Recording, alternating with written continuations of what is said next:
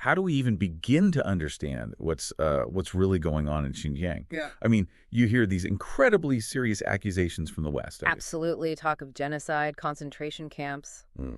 It's heavy stuff. But then you have China pushing back really strongly, saying, look at the stability, look at the economic growth. It's confusing, frankly. Lots of conflicting narratives. It really is. And that's precisely why we're doing this deep dive today. We're going to look closely at a discussion among some Chinese scholars. Okay.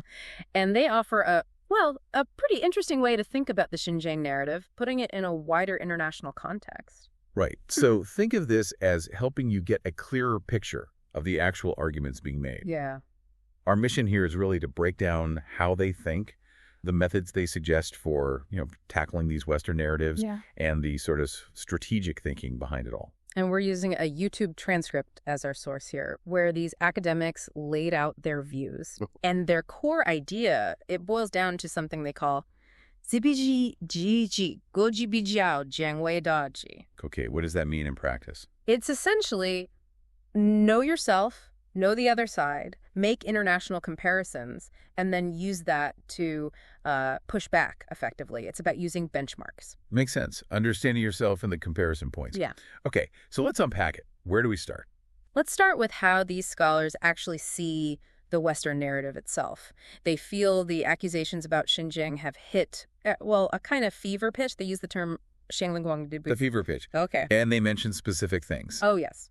Specifically genocide and concentration camps, those exact terms. Wow. And how do they respond to those? Well, what's really interesting is they immediately draw comparisons. They bring up things like the discovery of indigenous children's remains in Canada and deaths happening in U.S. immigration detention centers, kind of a look-in-your-own-backyard approach. Right, highlighting that Western countries have their own issues. Exactly. The point being, those making accusations aren't immune to scrutiny themselves.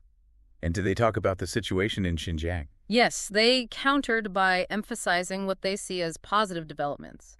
They pointed to 4 years without violent terrorist incidents. 4 years, okay.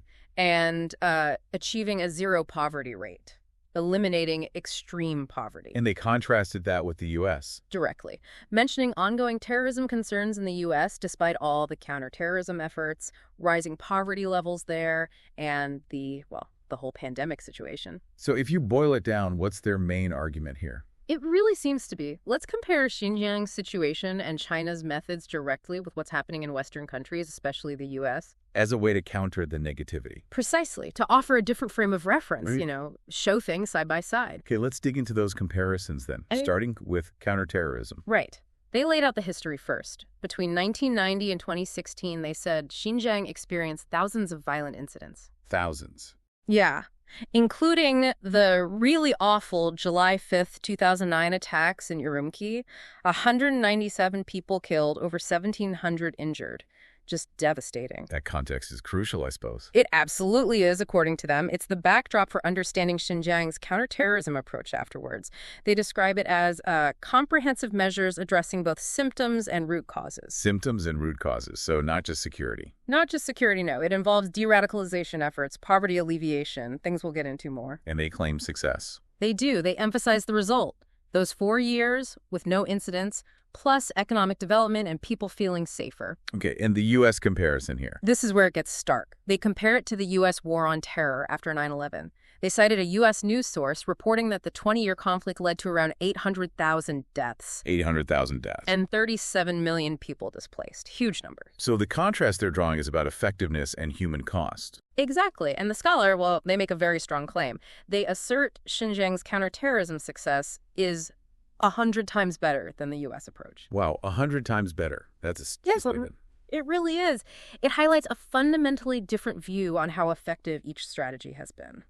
Okay, let's shift gears to the poverty alleviation comparison then. What did they say about Xinjiang's efforts? They really underscored the scale of the effort, heavily backed by the central government. We're talking major infrastructure projects, job creation programs, right. And also the system of paired assistance, where 19 of the more developed provinces and cities in China directly support Xinjiang. Kind of like internal aid. Sort of, yeah, a targeted support mechanism. And they presented data on the outcomes. What kind of data?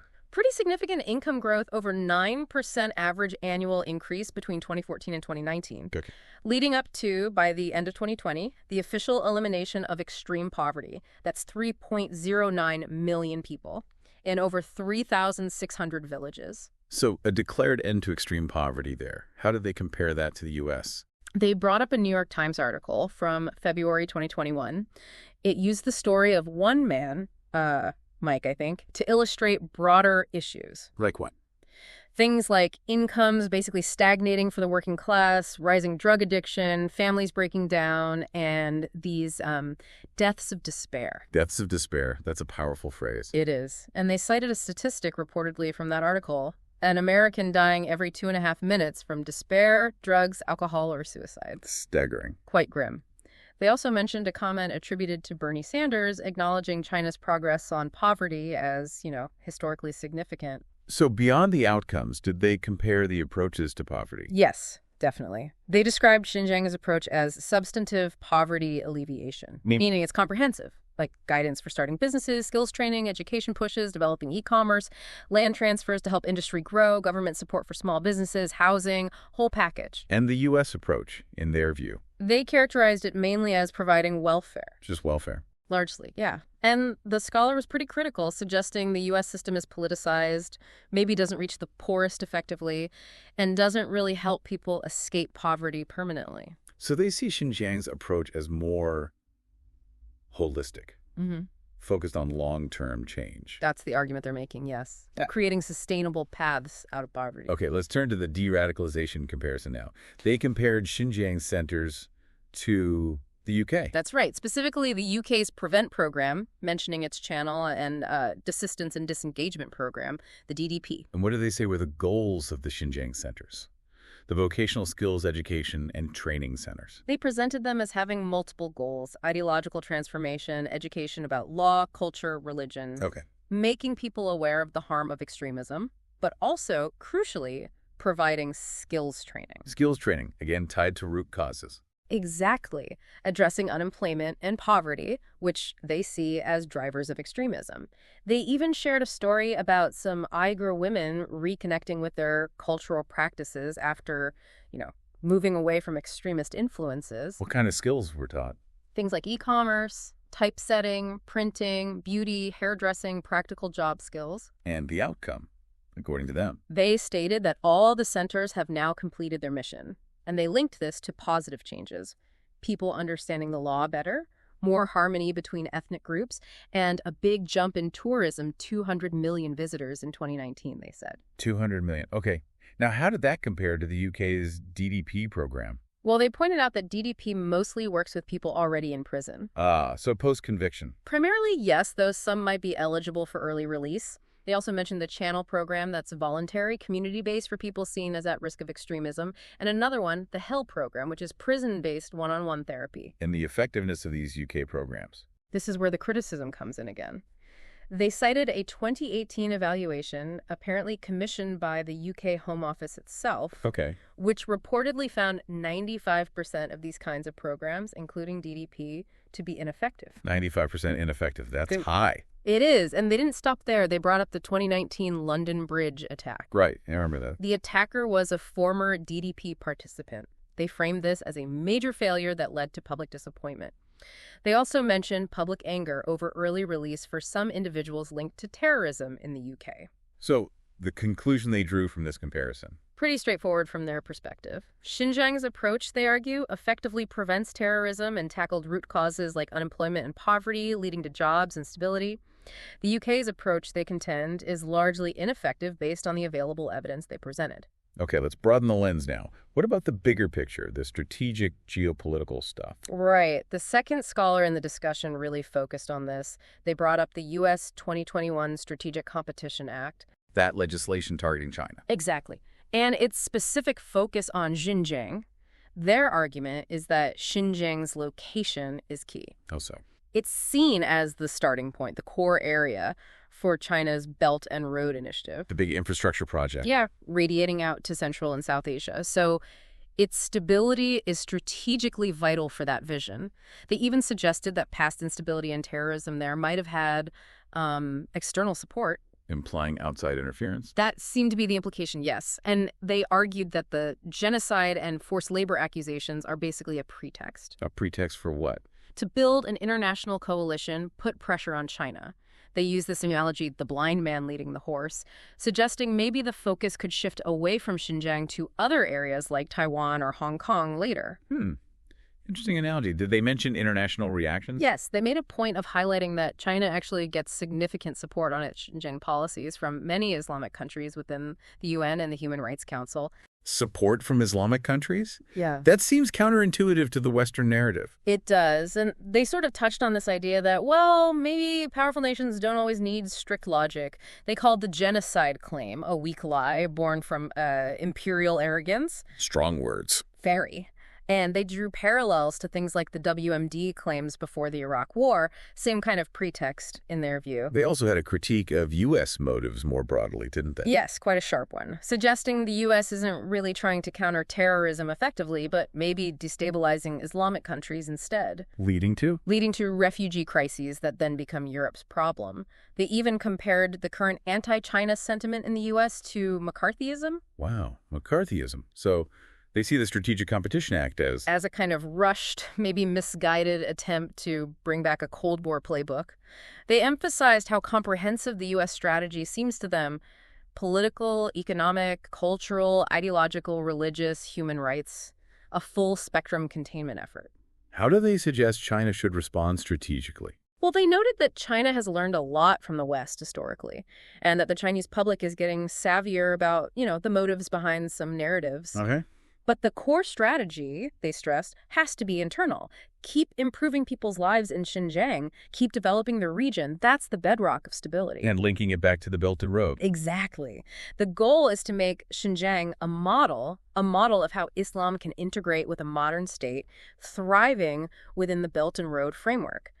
They also mention upholding and improving China's system of ethnic regional autonomy and promoting the Sinicization of religion. They also talked about U.S. spending, didn't they, on influence? Yes, they mentioned significant U.S. investment in what they termed ideological infiltration, color revolutions, internet freedom initiatives, things aimed at countering China's influence. And China's response should be? Proactive. Shape its own narrative more effectively. They even quoted Mao Zedong. Seek peace through struggle. Seek Peter through compromise perishes. So a more assertive stance. That's the implication. They also offered a pretty pointed view on Western democracy, suggesting its roots in monotheism make it inherently less tolerant, less willing to compromise compared to perhaps other traditions. And framing it as a clash of worldviews. Pretty much. China's community of shared future for mankind versus what they called the West's new liberalism and neocolonialism.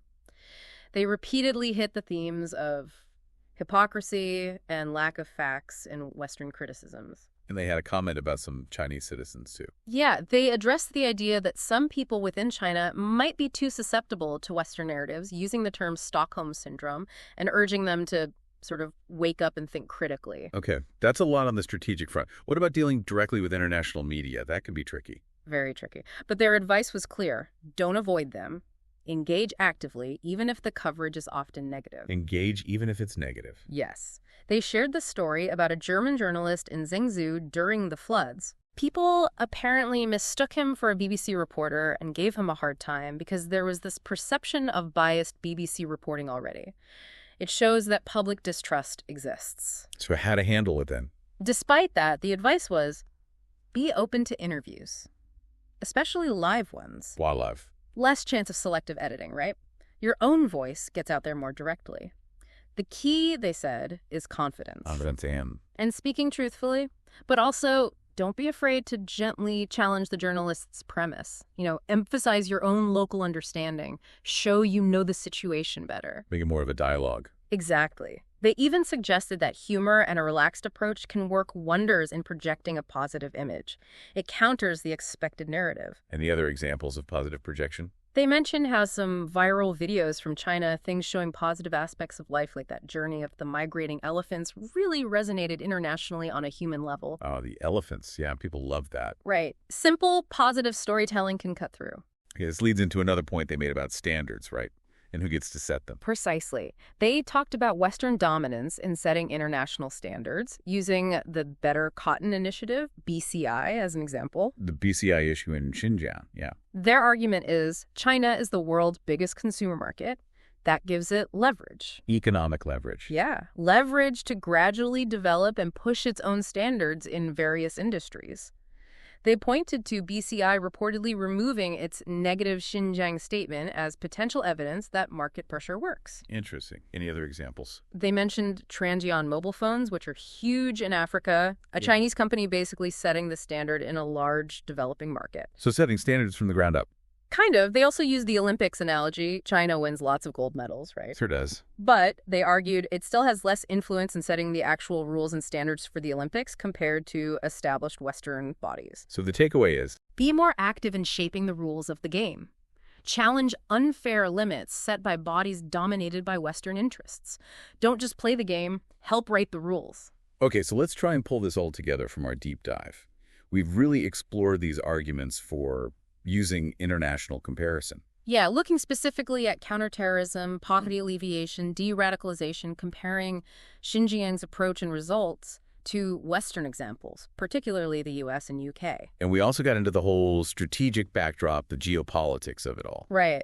And the advice on how to engage with media more confidently and this push for China to develop its own standards and narratives. The central thread seems to be this idea that understanding both China's own context and the challenges Western nations face, well, that builds a stronger case. A more confident narrative about Xinjiang, yeah, based on comparative analysis, not just defensiveness. Which leaves us, and you listening, with something to think about, right?